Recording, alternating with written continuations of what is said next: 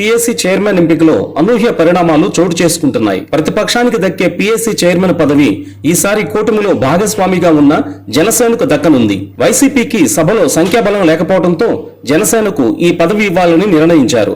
అందులో భాగంగా జనసేన నుంచి భీమవరం ఎమ్మెల్యే పులవర్తి ఆంజనేయుల పేరు సూచించారు పవన్. ఇక ఆయన పేరు ప్రకటన లాంఛనంగానే కనిపిస్తుంది. ఈ పదవి వాస్తవంగా ప్రతిపక్షానికి ఇవ్వటం ఆనవాయితీ.